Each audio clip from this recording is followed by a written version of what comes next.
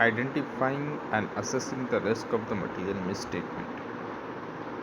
Objectives auditor का ऐसे 315 के हिसाब से identifying and assessing the risk of the material misstatement कैसे अंडरस्टैंड करने से एंटिटी एंड उसका एनवायरनमेंट। ऑब्जेक्टिव्स जो ऑडिटर का होता है वो आइडेंटिफाइड करना है एंड असेस करना है risk of the material misstatements, चाहे वो फ्रॉड से हो या तो एरर से हो, फाइनेंशियल लेवल पे एंड असर्शन लेवल पे। दो अंडरस्टैंड भी करना पड़ेगा ऑडिटर को एंटिटी एंड उसका एनवायरनमेंट को। इसके अंदर इंक्लूड किया जाता है कि एंटिटीज़ का इंटरनल कंट्रोल कैसा है, प्रोवाइड किया जाता है बेसिस के कैसे डिज़ाइन किया गया है, इम्प्लीमेंट किया गया है, ताकि रिस्पॉन्स कर पाए असेस रिस्क को of the material misstatement. This ये हेल्प करेगा ऑडिटर को रिड्यूस करने के लिए risk of the material misstatements acceptable lower level पे।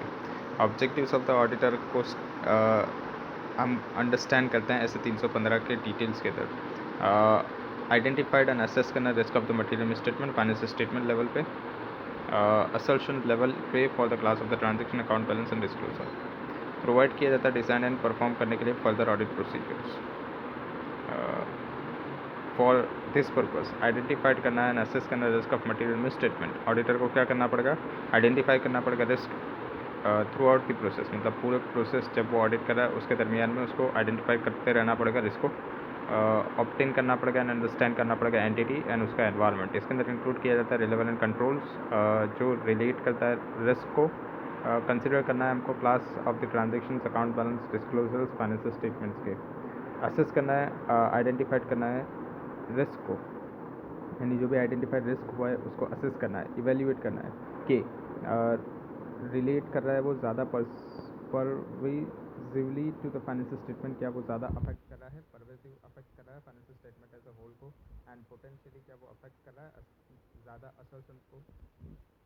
Related to related relate the identified risk को रिलेट करना है कि कैसे क्या गलत हो सकता है, मतलब आइडेंटिफाइड कर लिया रिस्क को, अब उसको असेस भी कर लिया, फिर उसको रिलेट भी करना है कि इससे इस रिस्क से क्या गलत हो सकता है, what can go wrong.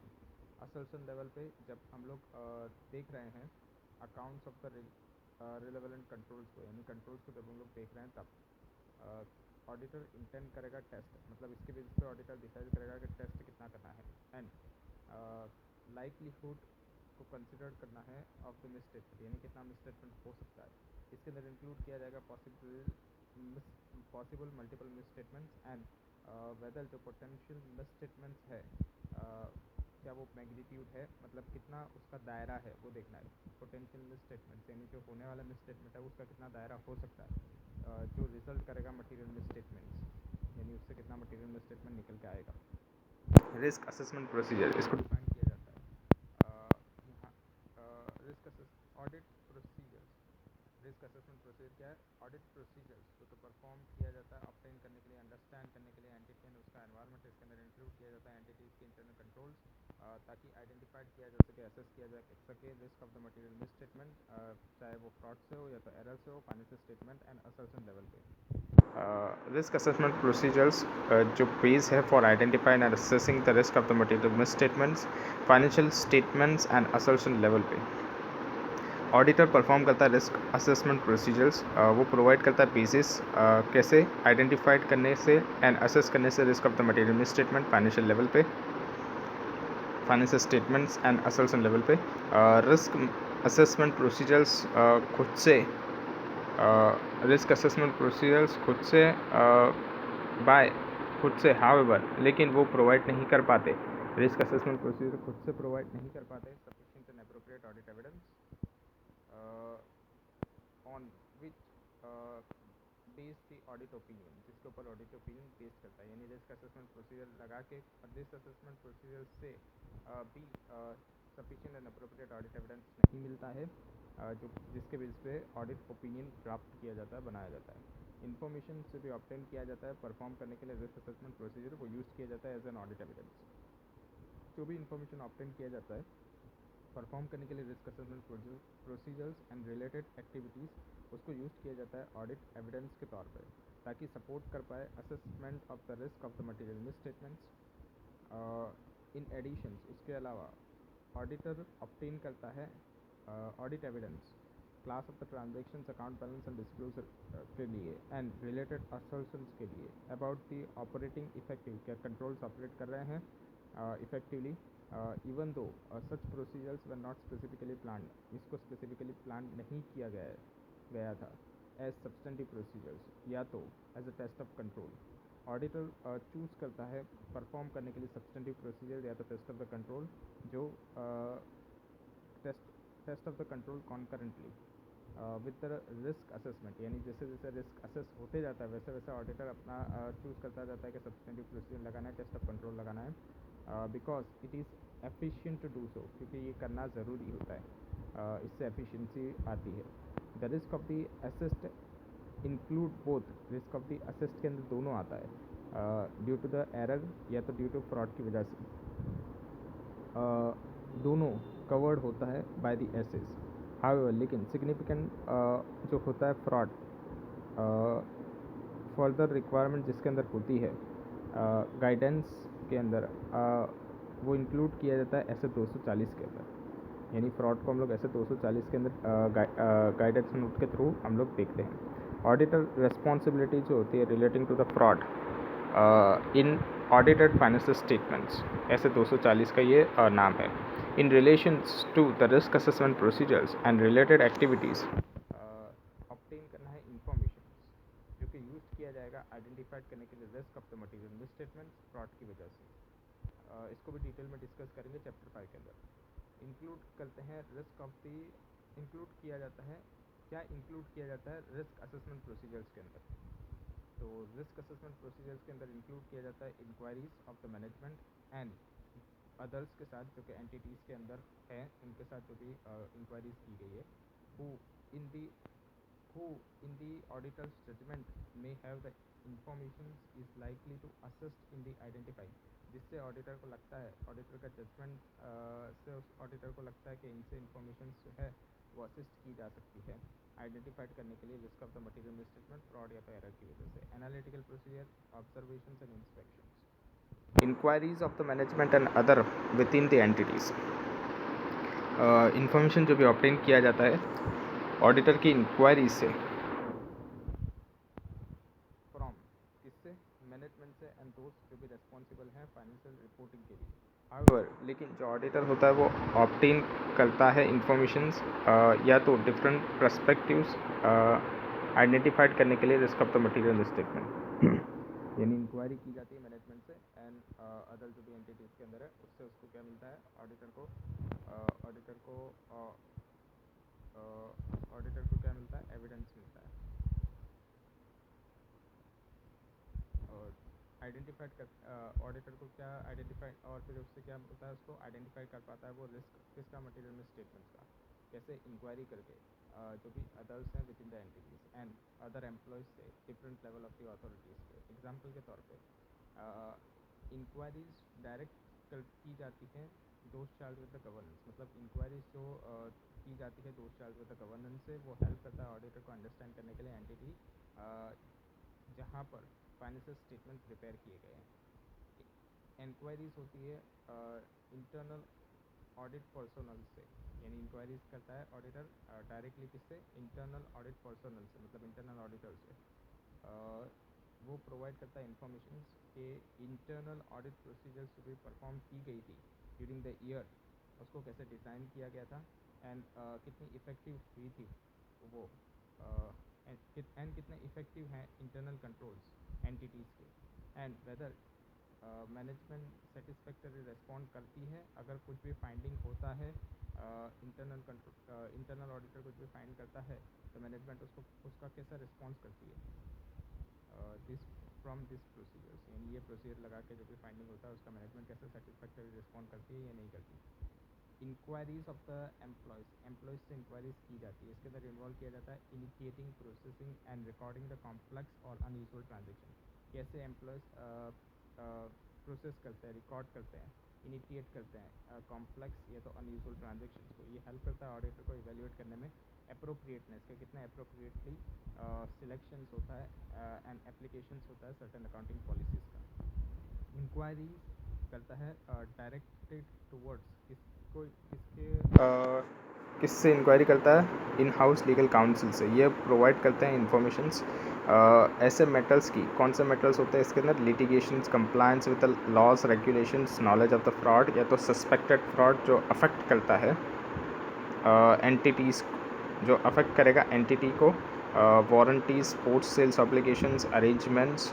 Arrangement के अंदर क्या आएगा? Joint ventures with business partners, जो बिजनेस पार्टनर्स के साथ किए गए हैं, and meaning of the contracts. ये सारी चीज़ें ये सारी चीज़ें का इंक्वायरीज करता है इन हाउस लीगल काउंसिल से।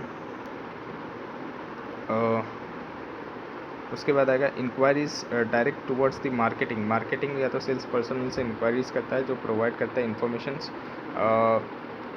किसके रिलेशंस में चेंजेस क्या हो रहा है एंटिटीज़ के मार्केटिंग स्ट्रेटजीज़ के अंदर, सेल्स ट्रेंड के अंदर, कॉन्ट्रैक्चुअल अरेंजमेंट्स के अंदर विद द कस्टमर्स। इंक्वायरी करता है जो डायरेक्ट करेगा रिस्क मैनेजमेंट फंक्शंस को, जो प्रोवाइड करता है इंफॉर्मेशंस किसके रिलेशंस में?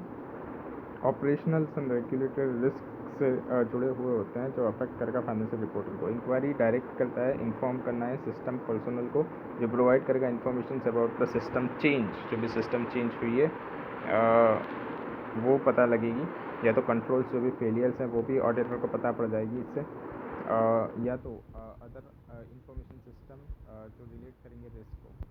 Analytical procedures, analytical procedure perform किया जाता है as a risk assessment procedures. ये आइडेंटिफाइड करता है एस्पेक्ट्स को ऑफ द एंटिटीज़ जो ऑडिटर अनअवेयर है, मतलब ऑडिटर को पता नहीं है, ऐसे एस्पेक्ट को ये निकाल के लाता है। May assist in assessing the risk of the material misstatement, यानी ये ऑडिटर को असेस भी करता है। असेस किसके अंदर में? रिस्क ऑफ मटेरियल मिसस्टेटमेंट को फाइंड आउट करने के अंदर में, असेस करने के अंदर में, in order to provide the basis, यानी इससे बेस प्रोवाइड होता है design and implementing responses to assess the risk. कैसे डिज़ाइन करना है और कैसे रिस्पॉन्स करना है, ताकि हम लोग कैसे डिज़ाइन करना है, कैसे इम्प्लीमेंट करना है, ताकि हम लोग रिस्पॉन्स कर पाएँ असेस रिस्क को। जो भी रिस्क असेस्ड हुआ है उसको कैसे हम लोग रिस्पॉन्स कर पाएँ। एनालिटिकल प्रोसीजर्स परफॉर्म की जाती है as a risk assessment procedures. इसके अंदर इंक्लूड किया जाता है दोनों financial and non financial information. Example के तौर पर relationship between the sales and square footage of the selling space, या तो volume of the goods sold, इनके बीच की रिलेशनशिप एग्जाम्पल है। एनालिटिकल प्रोसीजर्स हेल्प करता है आइडेंटिफाई करने के लिए एग्जिस्टेंस एंड अनयूजुअल ट्रांजेक्शन्स या तो इवेंट्स को, एंड जो अमाउंट्स हैं उनको, रेशियोज़ को, ट्रेंड्स को। ये इंडिकेट करता है मैटर्स कि क्या ऑडिट के ऊपर इम्पैक्ट आएगी। अनयूजुअल या तो अनएक्सपेक्टेड रिलेशनशिप्स हैं वो आइडेंटिफाइड किए जाते हैं, असिस्ट करने वो आइडेंटिफाइड किए जाते हैं, यानी अनयूजुअल या तो अनएक्सपेक्टेड रिलेशनशिप्स हैं वो आइडेंटिफाइड किए जाते हैं, जो असिस्ट करता है ऑडिटर को आइडेंटिफाइड करने के लिए risk of the material misstatement. यानी ऑडिटर को पता चलता है कि कितना risk of the material misstatement हो सकता है, स्पेशली जब risk of the material misstatement fraud से हो रहा हो तब।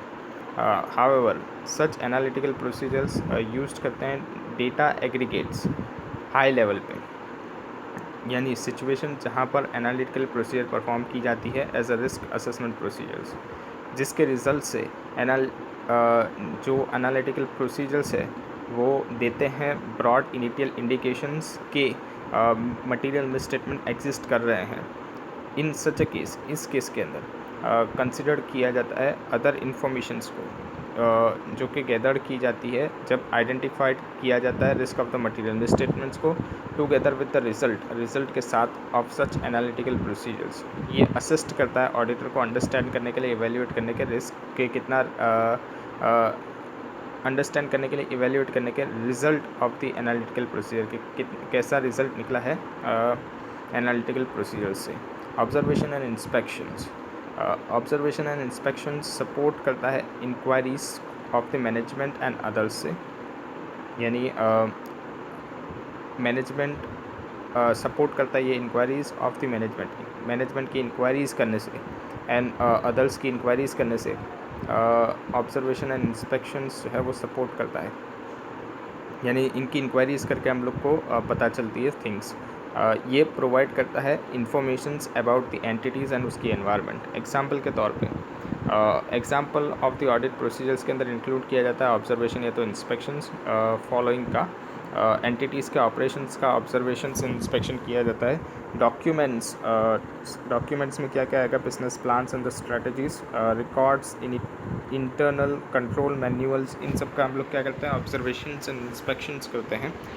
Report prepared by the management, जो भी रिपोर्ट प्रिपेयर की गई है मैनेजमेंट के द्वारा. Quarterly management reports and interim financial statements and those charged with the governance such as minutes of the board of the director meetings. इन सब का हम लोग ऑब्जर्वेशन एंड इंस्पेक्शन करते हैं. The entities premises and plant facilities, इसका भी हम लोग क्या करते हैं? ऑब्जर्वेशन एंड इंस्पेक्शन करते हैं.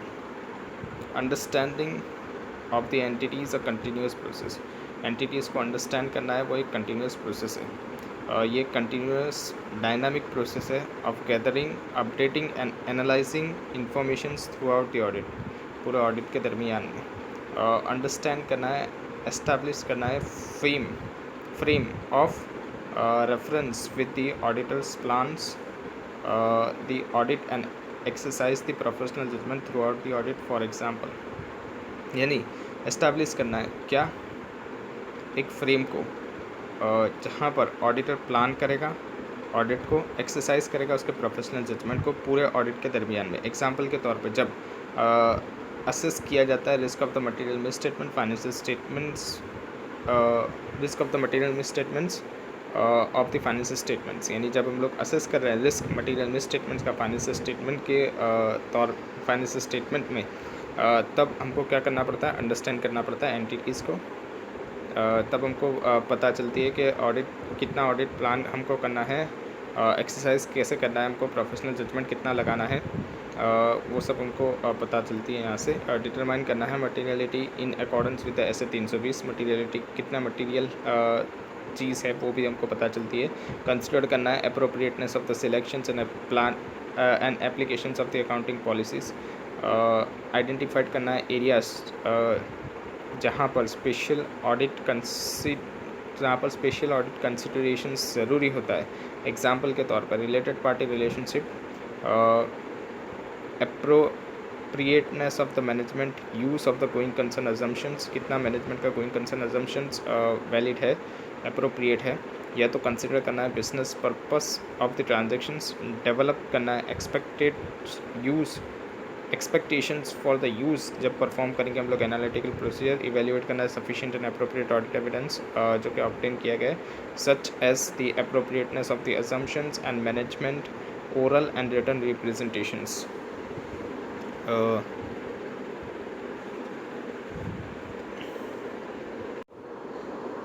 इलस्ट्रेशन 3 देखते हैं. The auditor of the ABC textile limited charts out, यानी उसने ढूंढ के निकाला है audit plans without understanding the entities business, यानी उसने ऑडिट प्लान तो बना लिया है लेकिन उसने अंडरस्टैंड नहीं किया एंटिटीज़ के बिजनेस को. Since he has carried out, उसने कैरिड आउट किया था बहुत सारी audits of the textile companies, यानी वो बहुत सारे ऑडिट करके बैठा है टेक्सटाइल कंपनीज़ का.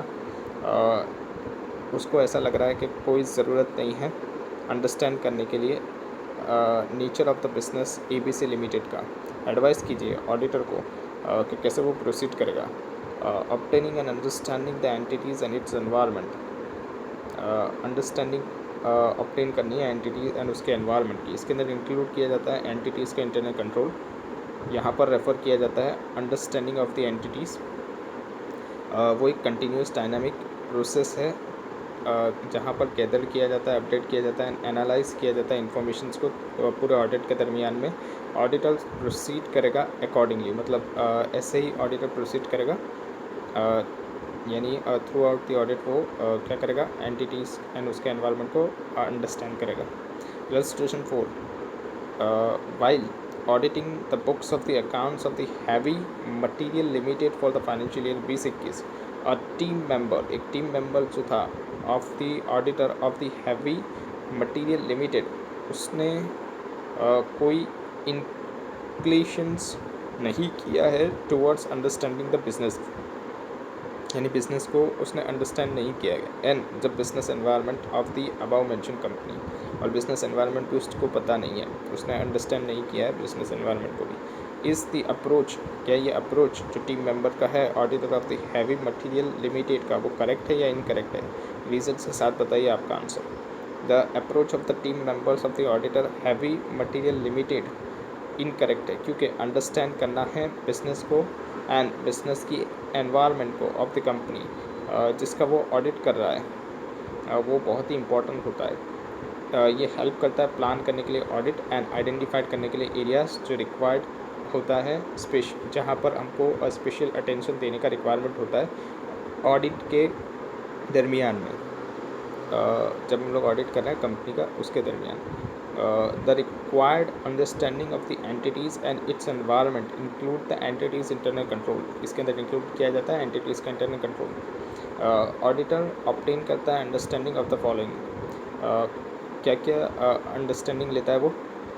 Relevant industries, regulator and other external factors, जिसके अंदर इंक्लूड किया जाता है एप्लीकेबल FRF, यानी रिलेवेंट इंडस्ट्री मतलब उसके जैसी दूसरी इंडस्ट्रीज़, रेगुलेटर मतलब सेबी हो गया, RBI हो गया, ये सारे, एंड अदर एक्सटर्नल फैक्टर्स जो भी हैं जिसके अंदर FRF आता है, उसको वो अंडरस्टैंड करता है।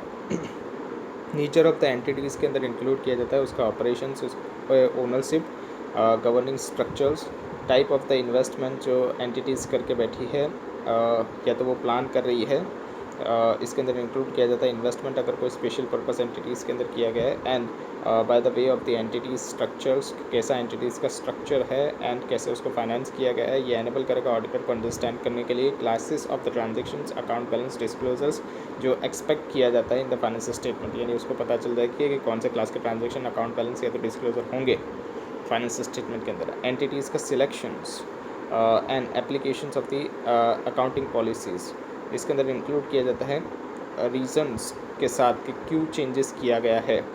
ऑडिटर इवेल्युएट कर पाएगा कि जो एंटिटीज़ की अकाउंटिंग पॉलिसीज़ है वो अप्रोप्रिएट है बिजनेस के लिए एंड कंसिस्टेंस है एप्लीकेबल FRF से and applicable and accounting policies से जो कि यूज किया जाता है रिलेवेंट इंडस्ट्रीज़ के अंदर।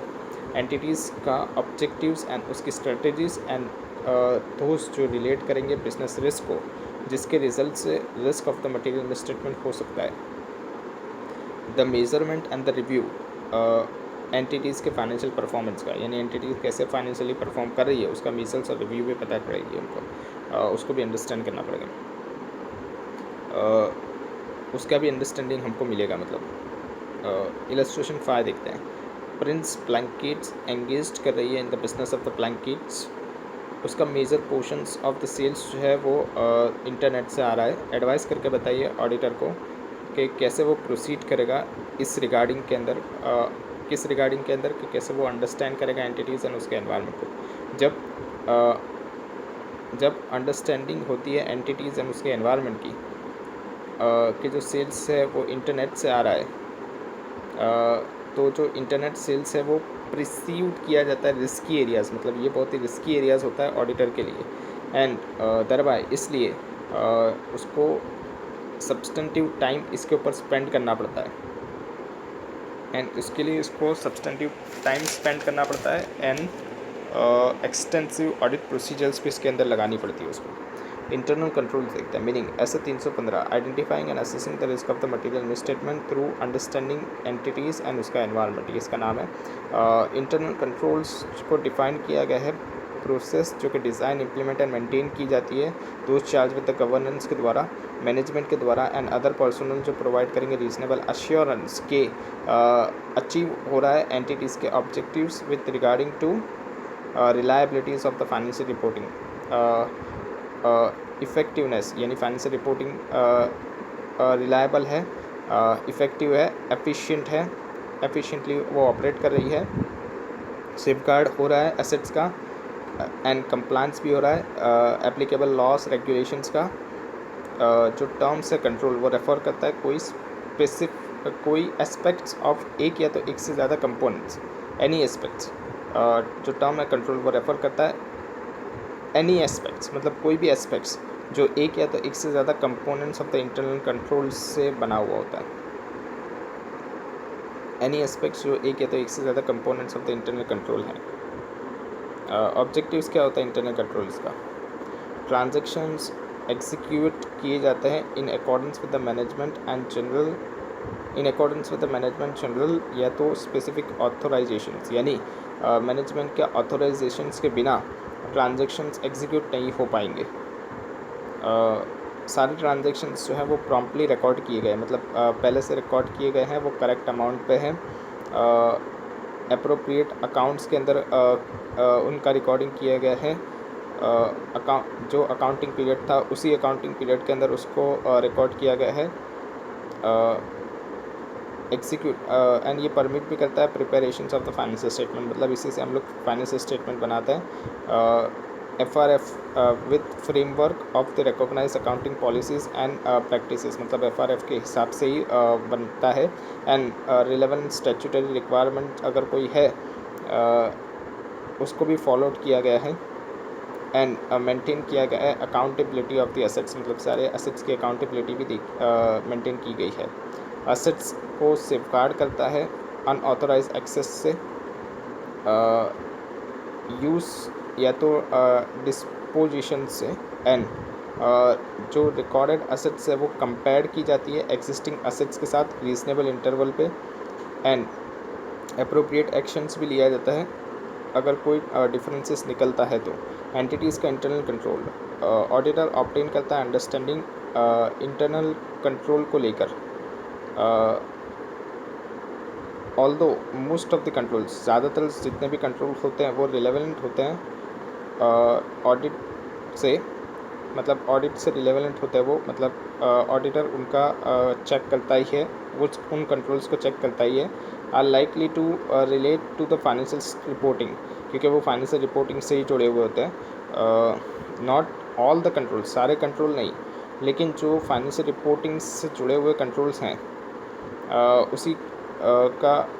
उसी को ऑडिटर चेक करता है। इट इज़ द मैटर, ये मैटर होता है ऑडिटर के प्रोफेशनल जजमेंट के ऊपर कि कंट्रोल्स के जो के वेदर अ कंट्रोल के कंट्रोल इंडिविजुअल या तो in combinations with the other relevant है ऑडिट के लिए, यानी ऑडिटर चूज़ करता है कि कौन से कंट्रोल्स को सिलेक्ट करना है टेस्ट करने के लिए, और ऑडिटर अपना प्रोफेशनल जजमेंट लगाता है इसके अंदर।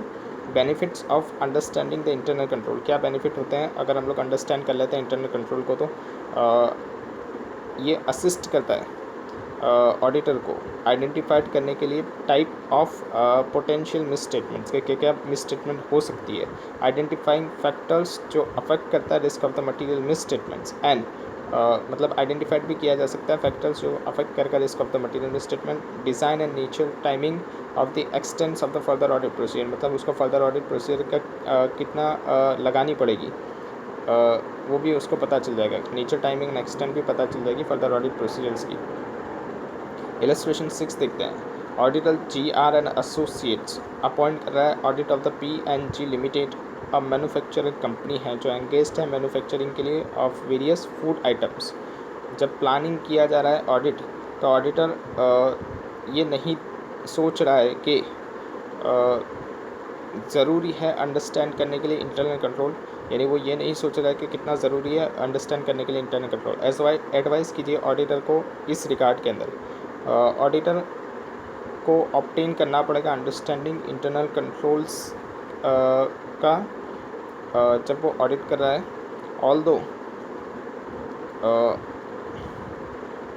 Although most of the controls, ज़्यादातर जो भी कंट्रोल है वो रिलेवेंट करते हैं ऑडिट को, मतलब वो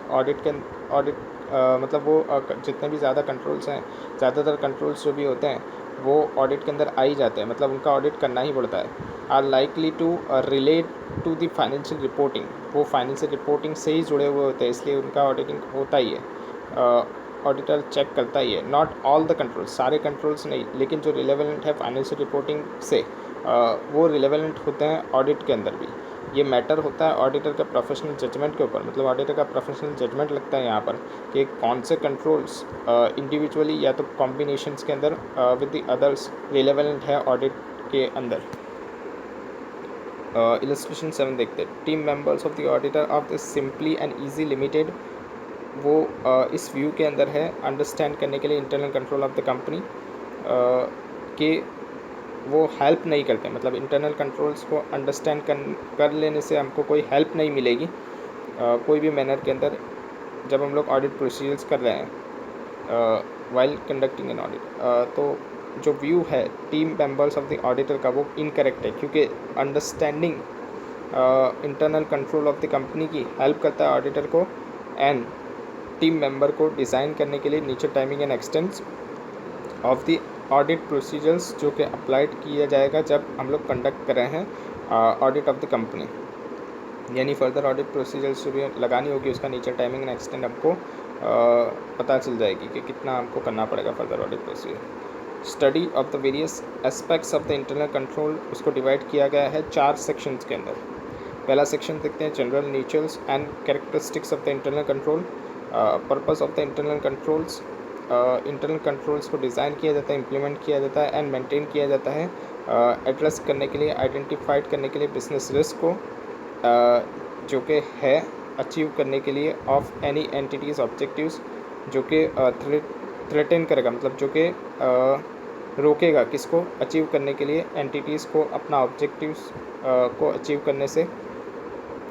इसके अंदर क्या क्या आता है, reliabilities of the entities financial reporting के एंटिटीज़ की फाइनेंशियल रिपोर्टिंग कितनी रिलायबल है, effectiveness and efficiency of its operation, कितना इफ़ेक्टिव एंड एफिशिएंटली ऑपरेशंस हो रहे हैं, कंप्लायंस एप्लीकेबल लॉज का एंड रेगुलेशंस का सेफगार्ड हो रही है एसेट्स, वे इन विच जो internal control design implement and maintain किए गए हैं वो वेरीज करते हैं एंटिटीज़ के साइज़ एंड कम्प्लेक्सिटीज़ के ऊपर. मतलब एंटिटीज़ के साइज़ एंड कम्प्लेक्सिटीज़ के ऊपर इंटरनल कंट्रोल्स का design implementation and maintenance very करता है.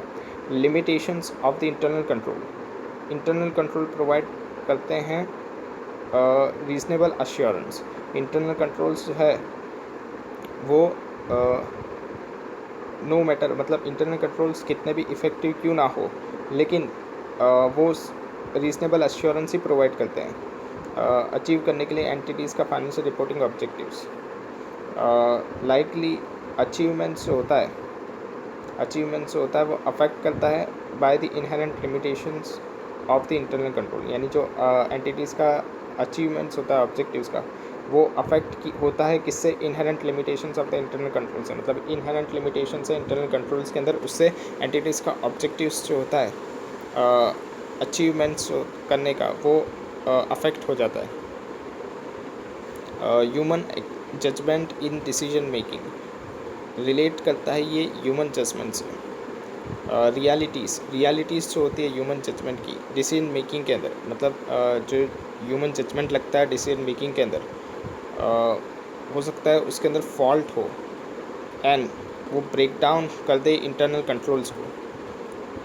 Can occurred because of the human error, मतलब ह्यूमन एरर की वजह से भी इंटरनल कंट्रोल्स क्या होते हैं फेल हो जाते हैं.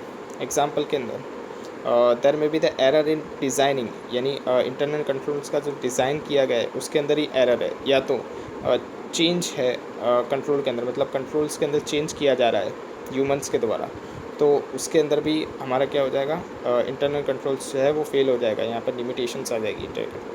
Lack of understanding the purpose जो है उसका अंडरस्टैंडिंग ही नहीं है. ऑपरेशंस ऑफ द कंट्रोल्स जो है वो वो इफ़ेक्टिव नहीं हो पाते. ऑपरेशंस जो होता है कंट्रोल्स के वो इफ़ेक्टिव नहीं हो पाते जहाँ पर इंफॉर्मेशन प्रोड्यूस की जाती है एक पर्पस के लिए of the internal control. For example exceptions reports वो इफ़ेक्टिवली यूज़ नहीं होते बिकॉज क्योंकि individual responsibilities for reviewing the information does not understand its purpose, या तो failures to take the appropriate actions. यहाँ पर क्या था कि जो कंट्रोल्स थे वो इफ़ेक्टिवली ऑपरेट नहीं कर रहे थे.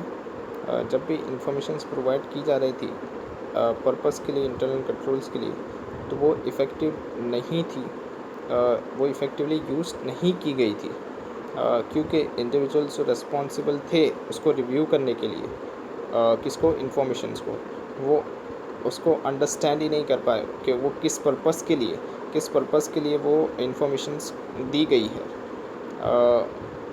या तो वो फेल कर जाते हैं अप्रोप्रिएट एक्शंस लेने के अंदर। कल्यूशंस अमंग्स द पीपल, कल्यूशंस क्या होता है, मिली भगत होती है, पीपल्स ही आपस में मिलकर इंटरनल कंट्रोल्स को फेल कर सकते हैं। कंट्रोल्स सर्क्यूमवेंटेड मतलब बाईपास किया जा सकता है कंट्रोल्स को, कैसे, कल्यूशंस करके।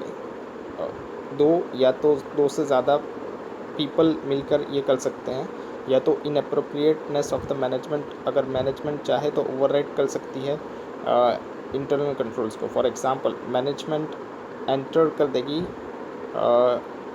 Into the site agreement with the customers, यानी मैनेजमेंट एग्रीमेंट कर देगी कस्टमर्स के साथ, जो ऑल्टर्ड कर देगा terms and conditions of the entity standard sales contract को, जो जिसका रिजल्ट क्या होगा, इम्प्रॉपर रेवेन्यू रिकॉग्निशंस हो जाएगा। मतलब यहाँ पर क्या हो गया, एक मैनेजमेंट क्या कर रही है, मैनेजमेंट एग्रीमेंट कर रही है कस्टमर्स से into the sides of the agreement with the customers, जो ऑल्टर कर देगा terms and conditions of the entity standard sales contract, यानी जो एंटिटीज़ का स्टैंडर्ड सेल्स कॉन्ट्रैक्ट है उसको टर्म्स एंड कंडीशंस को वो ऑल्टर कर देगी, जिससे क्या होगा, इससे इम्प्रॉपर रेवेन्यू रिकॉग्नाइज्ड हो जाएगा। ऑल्सो वो एडिट कर सकती है चेक्स इन द सॉफ्टवेयर, मतलब जहाँ जहाँ पर भी चेक्स लग रहा है, जो भी बंदे चेक करने वाले हैं उनको भी एडिट कर सकती है, वो चेक्स को भी एडिट कर सकती है सॉफ्टवेयर के अंदर, सॉफ्टवेयर प्रोग्राम्स के अंदर जो डिज़ाइन किए गए। And to and report transactions that exceed the specific credit limit, यानी जो भी ट्रांजेक्शन्स है एक स्पेसिफिक क्रेडिट लिमिट से ज़्यादा पे उसका क्या होता है, चेकिंग होता है, तो उसको भी ओवरराइड कर सकती है मैनेजमेंट। रिपोर्ट ट्रांजेक्शन जो एक्सीड कर देंगे स्पेसिफिक क्रेडिट लिमिट को, उसको भी ओवरराइड किया जा सकता है या तो डिसेबल्ड किया जा सकता है मैनेजमेंट के द्वारा। Judgement by the management, design and implementation जब कंट्रोल का किया जाता है तो मैनेजमेंट बहुत सारे जजमेंट लगाता है। नेचर एंड एक्सटेंट कितना होगा कंट्रोल्स का वो भी चूज़ करने का, एंड इम्प्लीमेंटेशंस एंड जो नेचर एंड एक्सटेंट्स होगा रिस्क का उसको भी कैसे चूज़ किया जाएगा, इन सब के लिए जजमेंट लगाया जाता है। Limitations in case of the small entities, small entities के अंदर बहुत ही कम एम्प्लॉयज़ होते हैं, एंड जो सेग्रीगेशंस ऑफ द ड्यूटीज़ होती है वो भी प्रैक्टिकेबल नहीं होती।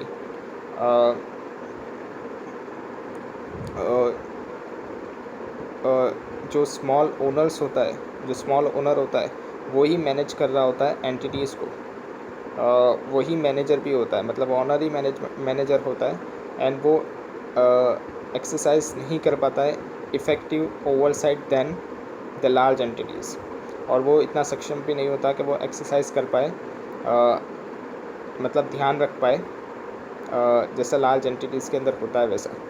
दिस ओवरसाइट मतलब ये ओवरसाइट कंपनसेट करता है for generally more limited opportunities for segregations of the duties. ये ओवरसाइट मतलब ये जो ओवरसाइट करना है वो कंपनसेट कर देगा